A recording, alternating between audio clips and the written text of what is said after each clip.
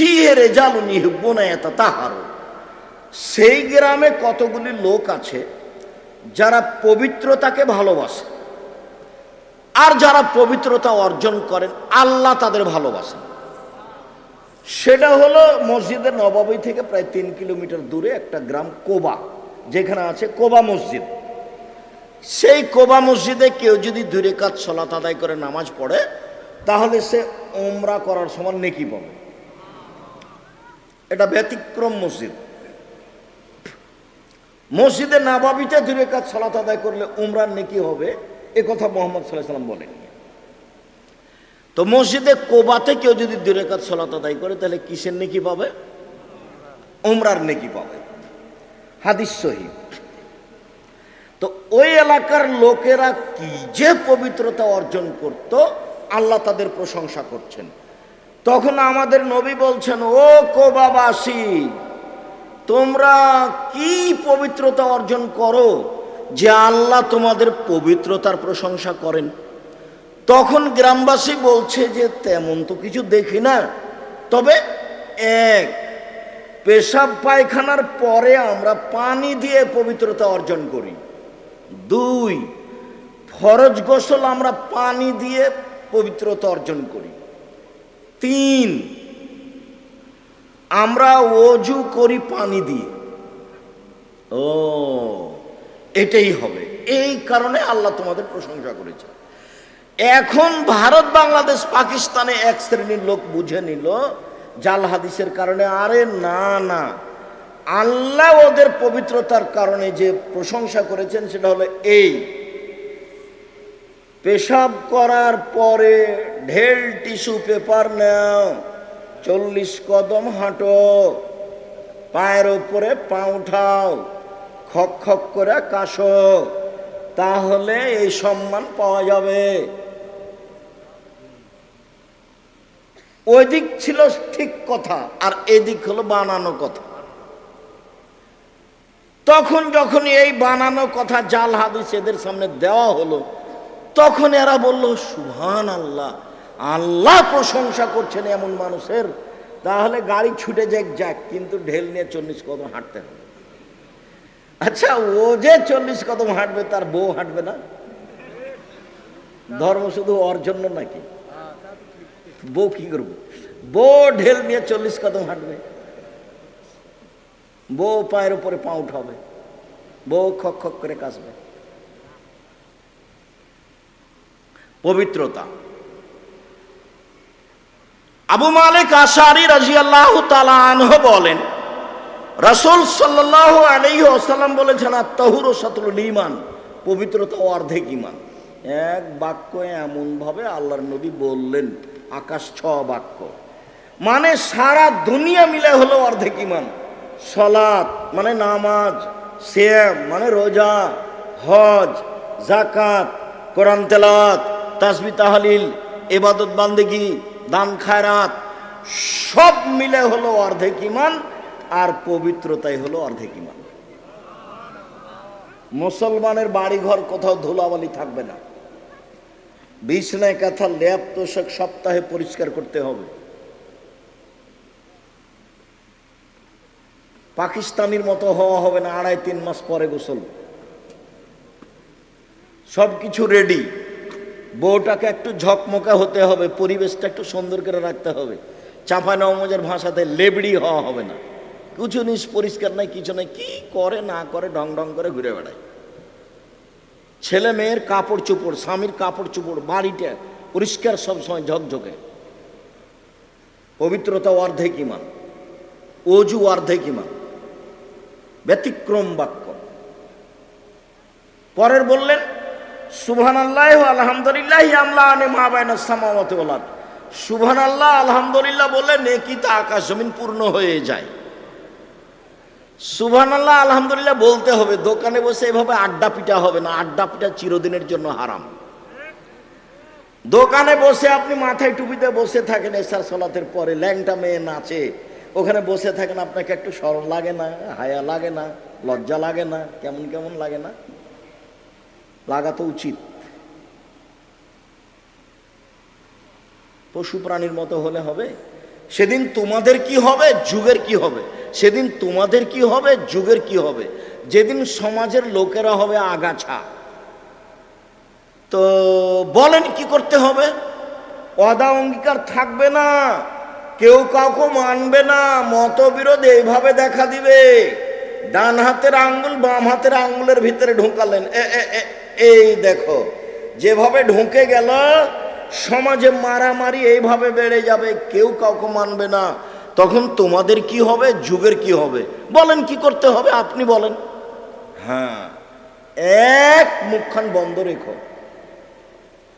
ওইভাবে আড্ডা পিটা হবে না, দোকানে বসে গল্প চলবে না। এক মুখখান বন্ধ রেখো, ভালো ছাড়া মুখে খুলবে না, যা হবে হবে। দুই, বাড়িতে থেকো, জরুরি প্রয়োজন ছাড়া বাড়ির বাইরে যাবা না। জরুরি প্রয়োজন ছাড়া বাড়ি ত্যাগ করা হবে না। আপনার বউ তো বহু দূরের কথা, বউ ঘুরে বেড়াচ্ছে, ওটা তো কাপুরুষ। শয়তানি করে জোরে আমিন বলে ধর্ম দেখান আপনি। সমাজে তো আপনার বউ ওরকম করে বেড়াচ্ছে। এই যে এখন মহিলা এসেছে আপনার স্ত্রী, যে মাথায় কাপড় নেই, আপনার মেয়ে, জবাব আমি দেব? আমি কেন দেবো, আপনি দিয়েন। জন্ম দিয়েছেন আপনি, জবাব দিবেন আপনি। ক্লাস 10-এ পড়ে, মাথায় কাপড় দেয় না, জবাব আমি দেব? আল্লাহ রসুল তা আপনার জন্যই ভালো বলেছিলেন, কিন্তু আপনি তো পারলেন না। আল্লাহ রসুল বলছেন, মান আলা জারিয়াতাইনে, পৃথিবীর মানুষ শুনে রেখো, কেউ যদি দুইটা মেয়ের লালন পালন করে, ওয়াদাবাহুয়া, তাদের যদি শিষ্টাচার শিখিয়ে দেয়, তাহলে ওই বাপ আর আমি জান্নাতে এভাবে থাকবো। তখন আঙ্গুল দুটোর মধ্যে ফাঁকা রাখলেন না। আর যখন বললেন পৃথিবীর মানুষ শুনে রেখো, যে এতিমের লালন পালন করবে সে আর আমি জান্নাতে এভাবে থাকবো, তখন একটু ফাঁকা রাখলেন। আমি মনে হয় বুঝাতে পারিনি কথা। কেউ যদি এতিমের লালন পালন করেন, সেই লোকটা আর আল্লাহর নবী জান্নাতে কিভাবে থাকবেন? একটু ফাঁকা। আর কেউ যদি দুইটা মেয়ের লালন পালন করে, সেই বাপ আর আল্লাহ নবী জান্নাতে কিভাবে থাকবেন? একসাথে। তো মেয়ে লালন পালন করেন, আল্লাহ তো আপনাকে মেয়ে দিয়েছেন, আপনি তার মূল্যায়ন করলেন না, খালি আম্মু বলে ডেকেই শেষ করলেন। যাহাই চাইল তাহাই দিলেন, ভালোবাসা দেখিয়ে মোবাইল কিনে দিলেন। তো সেটা কি লালন পালন হলো? আবার বলছেন, মানালা সালাসা বানাতিন, কেউ যদি তিনটা মেয়ের লালন পালন করে, শিষ্টাচার শিখিয়ে দেয়, বিদ্যা শিখিয়ে দেয়, বিবাহ শাদী দিয়ে দেয়, তাহলে ওই তিনটা মেয়ে থাকবে ওইদিকে জাহান্নাম, আর এইদিকে ওর বাপ, আর মধ্যে হলো মেয়ে তিনটে। কুনাল্লাহু সিতরান মিনান নার, ওরা তিনটা মেয়ে বাপের জন্য জাহান্নাম থেকে অন্তরাল হয়ে যাবে। আমার বাপকে আগে জান্নাতে দিতে হবে, তারপরে কোনো কথা। এত শক্ত হয়ে বিচারের মাঠে মেয়েরা বেঁকে বসবে যে জান্নাতে দেওয়া ছাড়া আল্লাহর পথ থাকবে না, উনি দিবেনই। তো মেয়ে লালন পালন করলেন কিভাবে, যে উল্টা জাহান্নামের পথ খুলে গেল, উল্টা জাহান্নামের পথ খুলে গেল। বাপ লালন পালন করেন, আদর দিয়ে চুমা খেয়ে 8-10 বছর যাবত লালন পালন করেন, এবার বড় হয়েছে তো এবার লাঠি। কথা তো আমি বলিনি, এটা নবী বলছে। দেশের সরকার বা আরো যদি কেউ লাঠি তুলে দেয়, তো নবীর কথা কি উঠে যাবে? 5টা হাদিসে ধারাবাহিক উল্লেখ হয়েছে পরিবার কন্ট্রোল করতে হবে লাঠি দিয়ে, আমি বলিনি এই কথা। তার মধ্যে একটা আছে হাদিস, আল্লাহ রাসূল বলছেন, আল্লে কাসাকা আদাবান মিনা হালেক, তোমার লাঠিটা দরজায় সামনে ঝুলিয়ে রাখ, ঝুলবে লাঠি, ছেলে মেয়ে বউ দেখবে। বাবা একটু 19-20 হলে এটা, আমি এই কথা বলি। আবার বলছেন, লাঠিটা ছেলে মেয়ের উপর থেকে উঠিয়ে নিও না, মানে সময়ে দিবা। তা আদর যতদিন ছিল ছিল, আদর যখন শেষ তখন লাঠি। আর মেয়ে তো মায়ের খেয়েছে, মায়ের কারণে মেয়ের দুর্ঘটনা ঘটেছে, মায়ের করে না, ও তো আসলে জানে না মা কাকে বলে। মেয়ে ও জন্ম নিয়েছে, বড় হয়েছে, আর বাপ বিবাহ দিয়েছে, স্বামীর কাছে গেছে, তাই ছেলে মেয়ে হয়েছে, তাই ও মা। তা আসলে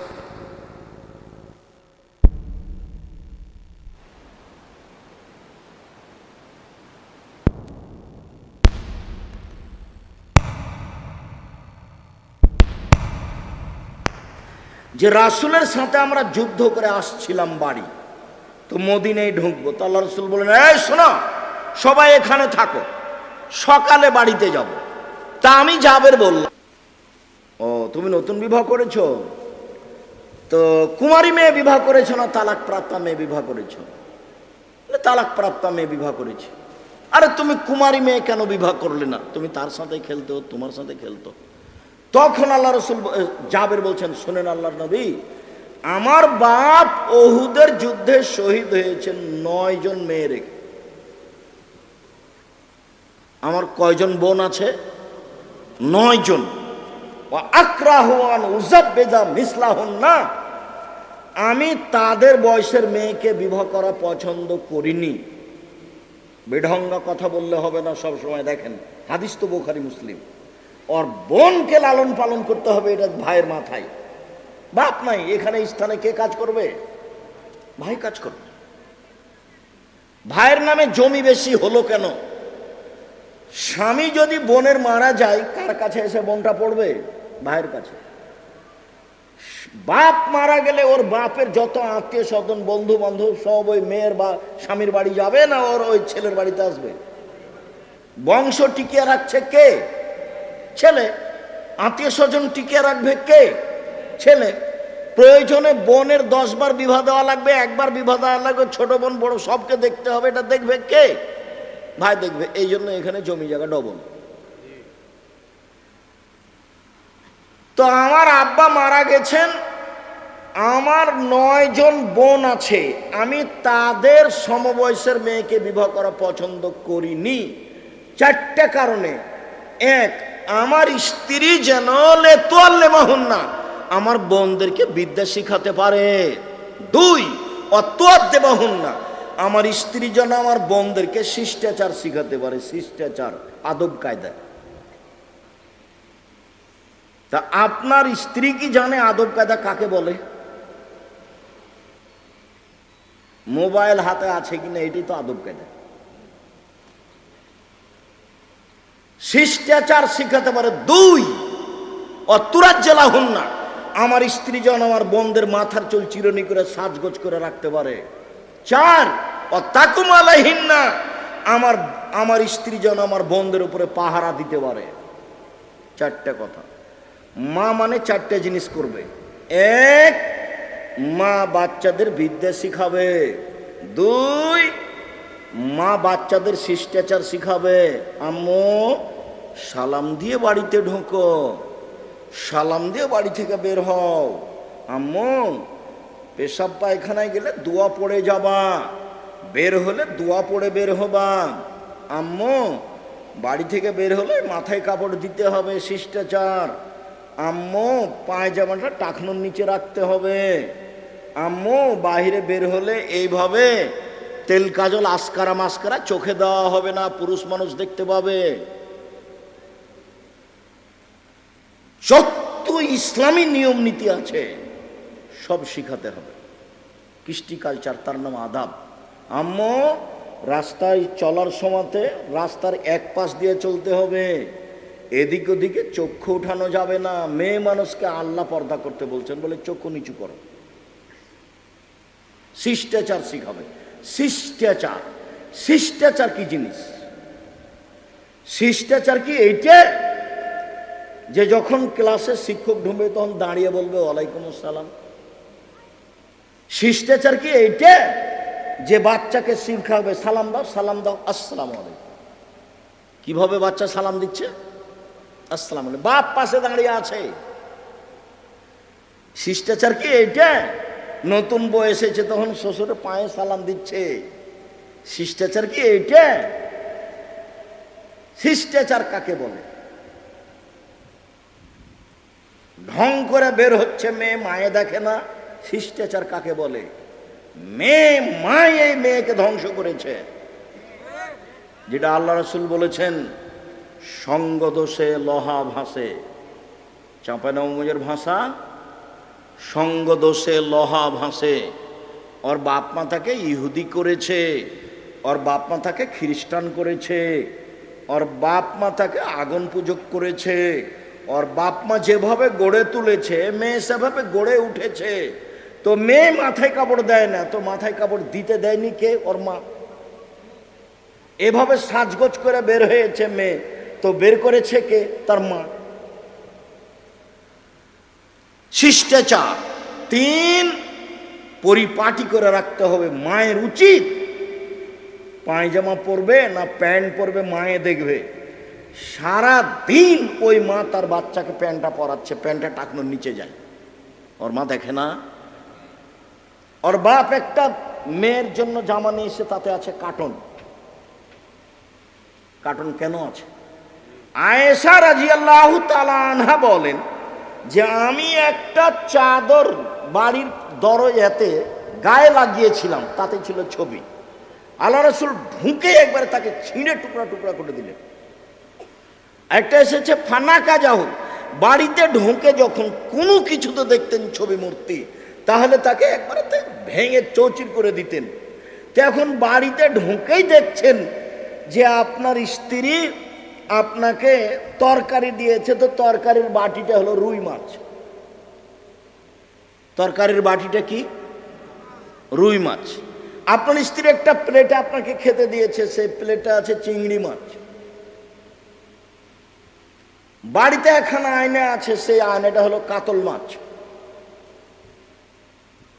আপনার ছেলে মেয়ে যে ছোট বাচ্চা 2 বছরের, 1 মাসের, 6 মাসের, 2 বছরের, যে পটে পায়খানা করছে, সেটা হলো ঘোড়া।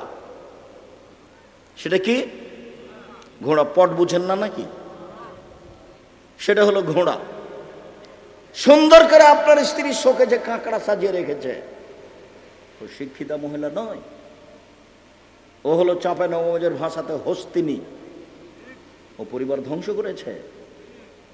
জাবের বলেন, আমার বোনদের সমবয়সের মেয়েকে আমি বিবাহ করিনি 4টা কারণে। 1, বিদ্যা শিখাবে। 2, শিষ্টাচার শিখাবে। 3, সাজগোজ করে পরিপাটি করে রাখবে। 4, আমার বোনদের উপরে পাহারা দিবে সব সময়। এই কোথায় গেছিলে? এই দেরি করলে কেন? এই মাথায় কাপড় না দিয়ে কোথায় যাচ্ছ? আমার স্ত্রী আমার বোনদের উপরে কি করবে? পাহারা দিবে। বলছিলাম রাসূল সাল্লাল্লাহু আলাইহি ওয়াসাল্লাম বললেন, সুবহানাল্লাহ আলহামদুলিল্লাহ বলে আকাশ জমিন নেকিতে পূর্ণ হয়ে যায়। তারপরে আল্লাহ রাসূল বললেন, আস-সাদকাতু বুরহান, দান হলো দলিল। সালাত আদায় করে জান্নাত পাওয়া যেতে পারে, সালাত দলিল নয়। হজ করে জান্নাত পাওয়া যেতে পারে, হজ দলিল নয়। রমজান মাসে সিয়াম পালন করে জান্নাত পাওয়া যেতে পারে, সিয়াম দলিল নয়। সুবহানাল্লাহ আলহামদুলিল্লাহ বলে জান্নাত পাওয়া যেতে পারে, এটা দলিল নয়। কোরআন মাজিদ তেলাওয়াত করে জান্নাত পাওয়া যেতে পারে, এটা দলিল নয়। পৃথিবীতে একটাই ইবাদত আছে, সেটা হলো দলিল। সেটা কোন ইবাদত? দান। জাতিকে বুঝাতে পারিনি যে দান ইবাদত, তখন জাতি বুঝেছে যে অমুক বলল ভাইজান আমাকে 500 টাকা দিবেন, আমি খুব অসহায় মানুষ। তখন আমি বুঝলাম ওর ঠেকা পড়েছে, সেই জন্য বলছে যা, আচ্ছা যা 300 টাকা দিলাম, যা আর আসিস না এখানে। তো ও তো এখনো বুঝেনি যে এটা আমার দান। ও বুঝলো যে তার প্রয়োজনে ও বলেছে, আমাকে খুব একটা ভালো লাগেনি, খারাপ লেগেছে, তো যাই হোক অপমান করে বিদায় করলে কি হয়, তাই এটুকু দিলাম। মানুষকে বুঝতে হবে যে দান কি? ইবাদত, এবং ইবাদতের জগতে সবচেয়ে শক্তিশালী ইবাদত, ইবাদতের জগতে সবচেয়ে শক্তিশালী ইবাদত। বিচারের মাঠে বলবো আমি জান্নাত পাবো, তো ফেরেশতা যদি বলেন কেন, তখন আমি বলবো আমার কাছে দলিল আছে। এই বাড়িটা আমার, প্রমাণ এই যে দলিল। এই জমি আমার, প্রমাণ এই যে দলিল। জান্নাত আমি পাবো, আমার কাছে প্রমাণ আছে, এই যে দলিল। এই যে আমি দান করেছি, দলিল। একজন লোক এসে বলছে, আল্লাহর নবী আমার বাপ মারা গেছেন, জমি জায়গা ছেড়ে গেছেন, ওসিয়ত করে যাননি, আমি যদি আমার বাপের নামে দান করি তাহলে আমার বাপের পাপ মিটে যাবে কি? আল্লাহ রসুল বলেন হ্যাঁ। বুখারী মুসলিম। তখন বললেন না হ্যাঁ তুমি দান করলে তোমার বাপের ছোট পাপ মিটে যাবে, বড় পাপ থাকবে, এ কথা বললেন না। ও বলল যে আমার বাপ তো জমি জায়গা ছেড়ে গেছে, ওসিয়ত তো করে যাননি, তো আমি যদি আমার বাপের নামে দান করি তাহলে তার পাপ মিটে যাবে কি?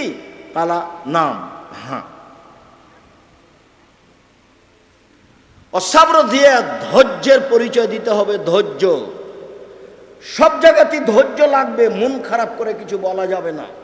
কাজের লোক ভুল করেছে মারা যাবে না। ধৈর্যের দাম আছে। ধৈর্য হলো আলো। তারপরে বললেন কোরআন পক্ষেও হতে পারে বিপক্ষেও হতে পারে। চলুন আবু হুরায়রা রাদিয়াল্লাহু তাআলা আনহু বলেন রাসূল সাল্লাল্লাহু আলাইহি সাল্লাম বললেন আল্লাহ আদুল্লুকুম আইমুল্লাহি বিল খাতা ওয়া ইরফাদু ফি দারাজাত। সাহাবীগণ শুনো, আমি কি তোমাদের বলে দিব না এমন একটা আমলের কথা যাতে পাপ মিটে যাবে, মান বেড়ে যাবে? আমি কি তোমাদের বলে দিব না একটা আমলের কথা যাতে পাপ মিটে যাবে, মান বেড়ে যায়? এই ছেলে, ওই ছেলেগুলো আপনার পাশ দিয়ে হাঁটছে কি করে? চলাচল বন্ধ। জায়গা থাকলে বসেন, না থাকলে দাঁড়িয়ে থাকবেন এক পায়ে। চলাচল নিষেধ। আমাকে দয়া করে কোনো কাজ দেখাবেন না যে এখন বক্তব্য চলছে ওই কাজটা করে আসি। এটা আমি কোনোদিন চাইনি। নতুনভাবে আপনি আমাকে বুঝছেন, এটা আমি চাচ্ছি না। আগে থেকে যেটা বুঝেছেন সেটাই আমি। আমার একটা দৃঢ়তা কাজ করে যে ইবাদত বান্দিগি করে যে খুব একটা আগাতে পারছি তা নয়। কেন? 6 মাস গাড়ির উপরেই থাকলাম। এই যে শুরু হলো গাড়ির উপরেই আছে আপনার এপ্রিল পর্যন্ত। কি ইবাদত করব? তারপরে জামিয়া সালাফিয়া মানে অনেক টেনশন। কে কি করছে, কে ছাত্রকে মারলো, কে ছাত্রীকে মারলো, আজ শিক্ষিকা নাই, আজকে অমুক নাই, আজকে এই বিল্ডিং, আজকে সে বিল্ডিং, আজকে জমি কিনতে হবে, কত যে ঝামেলা আছে। বিশাল প্রতিষ্ঠান জামিয়া সালাফিয়া। আয়তনে পৃথিবীতে, আয়তনে বাংলাদেশে সবচেয়ে বড়। যেটা রূপগঞ্জ নারায়ণগঞ্জ আছে সেটা এখন প্রায় 100 বিঘার উপরে। যেটা রাজশাহীতে আছে সেটা 35 বিঘার উপরে। যেটা রাজশাহীতে মেয়েদের জন্য সেটা 60 বিঘার উপরে। যেটা দিনাজপুরে আছে সেটা 20 বিঘার উপরে। তো বিশাল প্রতিষ্ঠান, প্রায় 5000 ছেলে মেয়ে পড়াশোনা করে। দেশ বিদেশের 300 জন শিক্ষক শিক্ষিকা অবস্থান করেন। পড়াশোনাতে তারা আগে আছে, তারা শিক্ষা মানে আগে আছে, তারা শিক্ষক সংখ্যায় আগে আছে, তারা প্রতিষ্ঠানের আয়তনে আগে আছে, তারা প্রত্যেকটা কাজে আগে আছে আলহামদুলিল্লাহ। তো এর মধ্যে ঝামেলা থাকে। তো কখন ইবাদত বান্দিগি করলাম, দেখতে দেখতে সময় গেল। তো মনে হচ্ছে যে তেমন কিছু করতে পারিনি, সব মিলে মনে হয় সমান সমান। তো আমি জাতিকে কোনোদিন ধর্মের নামে ফাঁকি দিইনি। তো আমার মুখ থেকে জাতি শুনে যেটুকু আমল করছে ওখান থেকে আমি কিছু পাবো ইনশাআল্লাহ। ওইটা আমার লাভে আছে। এ দিয়ে যদি আমি সফলতা অর্জন করতে পারি, নিজে কিছু করলাম এটা আমার মনে হয় না। আল্লাহ সহজ কর। তো বলো দেখি, আমি কি বলে দিব না একটা আমলের কথা যাতে পাপ মিটে যাবে, যাতে মান বেড়ে যাবে, যাতে পাপ মিটে যাবে, মান বেড়ে যাবে? বলেন তো দেখি সেটা কি? পাপ মিটে যাবে, মান বেড়ে যাবে। পাপ মিটে যাবে, মান বেড়ে যাবে। 1, সুন্দর করে ওযু করতে হবে। 2, পায়ে হেঁটে মসজিদে যেতে হবে। 3, সলাতের জন্য অপেক্ষা করতে হবে। এখন জোহরের পড়লাম, আবার আসরের পড়তে হবে, তার প্রস্তুতি থাকবে। 1, সুন্দর করে ওযু করতে হবে। 2, পায়ে হেঁটে মসজিদে যেতে হবে। 3, এক সালাত আদায় করার পরে আর এক সালাত আদায় করব বলে অপেক্ষায় থাকতে হবে। এতে মান বেড়ে যাবে, এতে পাপ মিটে যাবে। এতে মান বেড়ে যাবে, এতে পাপ মিটে যাবে। একদা আল্লাহ আমাদের নবীকে বলছেন, মোহাম্মদ হাল তাদরি ফিমা ইক্তাসিমুল মালাউল আলা, মোহাম্মদ বলতে পারো আকাশে কি নিয়ে হইচই হচ্ছে? আল্লাহ যখন আমাদের নবীকে ডেকেছেন তখন মোহাম্মদ বলেছেন। জিবরাইল যখন আমাদের নবীকে ডেকেছেন তখন মোহাম্মদ বলেছেন। আর সাহাবীগণ যখন নবীকে ডেকেছেন তখন বলেছেন আল্লাহর রাসূল। আয়েশা বলছেন আল্লাহ রাসূল বলেছেন। জনগণ সাহাবীরা বলছেন, আল্লাহ রসুল বলেছেন। আর যখন আমাদের বাংলাদেশের মাঝাবি ভাইরা বলছেন, তখন নবী পাক সাল্লাল্লাহু আলাইহি ওয়াসাল্লাম, নবী পাক রাসূল সাল্লাল্লাহু আলাইহি ওয়াসাল্লাম বলেছেন। এগুলো ভাষা চলবে না। নবীর কথাটা সব সময় কিভাবে বলতে হবে? আল্লাহ নবী বলেছে, আল্লাহ নবী করেছে, আল্লাহ নবী বলেছে, আল্লাহ নবী করেছে। তো আল্লাহ আমাদের নবীকে কি বলে ডাকতেন? মোহাম্মদ। জিবরাইল কি বলে ডাকতেন? মোহাম্মদ। তো আল্লাহ বলছেন স্বপ্নে, মোহাম্মদ বলতে পারেন আপনি উপরে কি নিয়ে হইচই হচ্ছে? জি হ্যাঁ পারি। কি নিয়ে? ফিল কাফারা।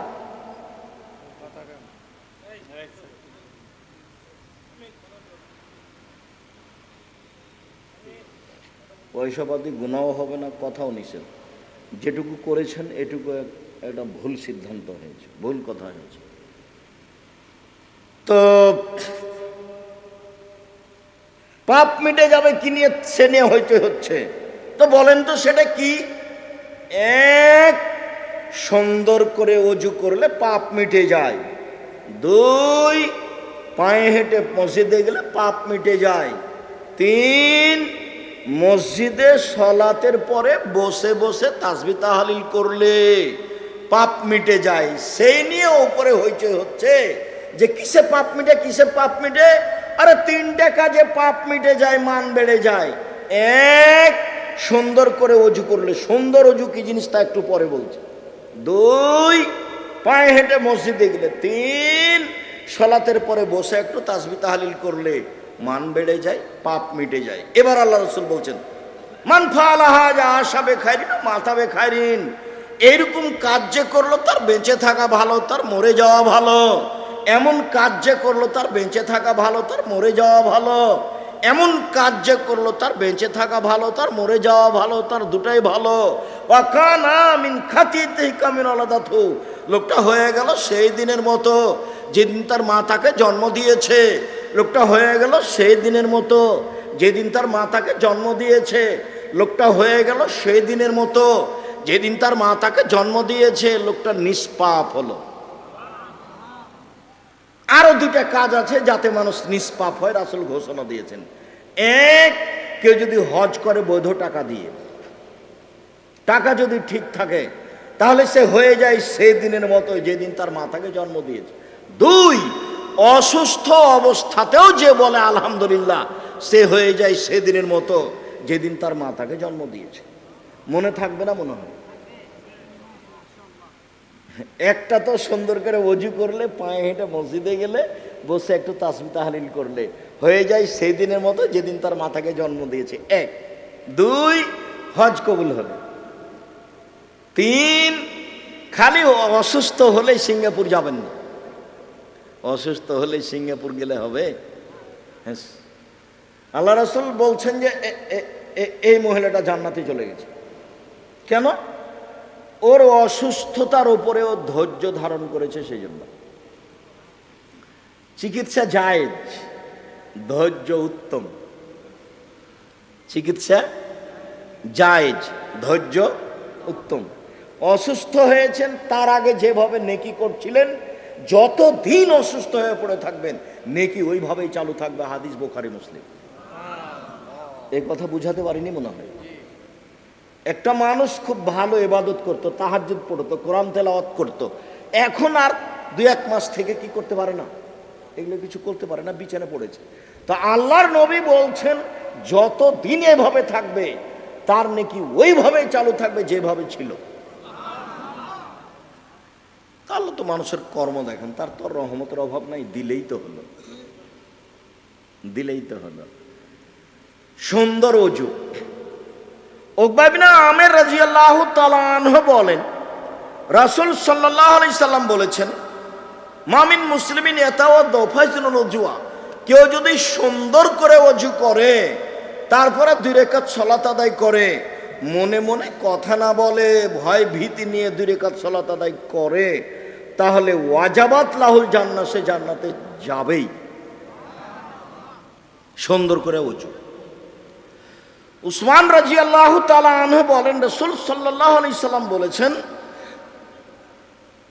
মান তাহাজ্জারাহু সালাত সালাতুল মাকতুবা, যার কাছে ফরজ সালাত চলে আসলো, অজু করলো, সুন্দর করে করলো, রুকু সিজদা ঠিক মতো করলো, তাহলে তার সব পাপ ক্ষমা,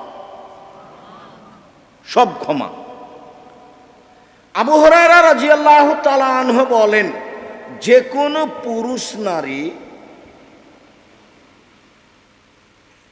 ইয়াতাওয়াদ্দা, অজু করে, ফায়াগসিল ওয়াজহাহু, অজু করতে বসে মুখখান আগে ধয়, মুখখান ধুলেই খারাজাত খাতায়াহু মিন ওয়াজহিহি মাল মায়মা আখিরিল কাতরাল মায়ে, তো চোখ দিয়ে যত পাপ হয়েছে অজু করার পানি দিয়ে, নইলে অজু করার শেষ ফোঁটা দিয়ে, চোখের মাধ্যমে, কানের মাধ্যমে যা পাপ হয়েছে সব ক্ষমা।